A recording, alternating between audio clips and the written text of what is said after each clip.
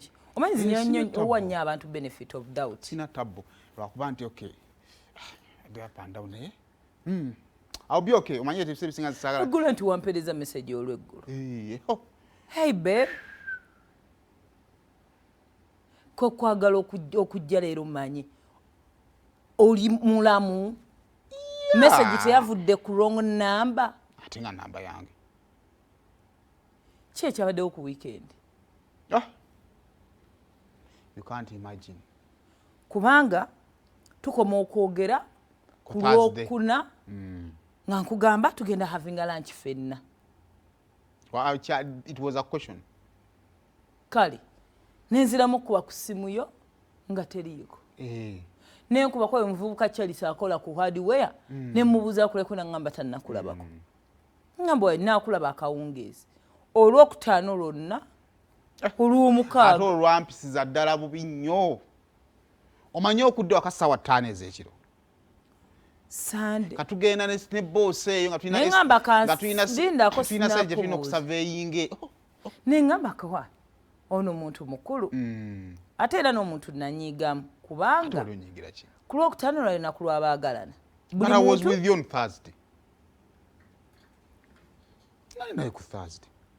olwokutaano lwali lwanjawulo olwokutaano lwali Valentine's Day buli muntu alina omutwe nekunoonya olwokutaano emirimu twalina site gye tugenze eyo okugenda okukolera quotation eyo ne tuvayo almost ssaawa 5 enkuba yagenda neetonya amakubo mabi tubonaabona nkomawo ssaawa 5 ate nga nina okukeera that is Saturday kalijukira saa 5 ate saamanyira kwebaka bbanga ttono nnyo kakati ate nga nina okukeerera ku mulimu eyo ate jjukira bye nali sikoze ku gundi awo ate nga nina obbikola kalijukira egiwe ensiiba nga nkola bwe nakomawo neebaka bwe basi saakyajinga ssimu kati gundi neegendera awo so kuva ku Lwokuna olw'eggulu olwokutaano olw'omukaaga Sunday kati Sunday essimu yo yonna ku Sunday nabaddeyo ewaka but I was sleeping nga nkooye I was sleeping nga kaneebakemuko kati yakuweereza message yonna kolejjo ku Monday but I was with you on Thursday nga kasala nakula bagana naye Valentine abantu abamu abacelebrating ennyo Valentine beba abatalina mu nkwano ku mutima naye nali naye ku Thursday ne tugenda out ne tufuna mawe ekyoko oba okitegeera ebirabo osiiba obifuna naye nakuzinegeza antuttemu eno weekend sisobola kugyerabira bannaye naye lwakuba naawe oli muzibu ate ndasalabyeko na message yo yonna gye wanteereddeko bwakuba essimu nga teriiko n'onyiiga bunyiizi omanyi obutuuka time n'obuyange lwapati munange olaba mu Uganda woba olina akalimu kookolakola kuba n'abali ku kyona tebali bulungi ne weekend neyampisiza ddala bubi nnyo ndowooza obeera onyumya mubakwano bo obeera obagamba nze nina oli omusirusiru fala kyomugamba kyakkiriza nakijjaeyo ewaabwe eyo kyali kiwala kyaka kyali kyasiranira ku kyalo eyo eruweero ninzija munenze ginefri era ngenda kiwasa kiwaifu material anti abakazi abatayomba abatanenya ku babba baabwe abatabako kye bemulugunya bemuyita ba wife material era kati muli ondabanga wife material bwe mutewe mutukootinga ekyo ngenda wasa ekyo kikyotakkiriziganya nakyo tosobola kuŋŋamba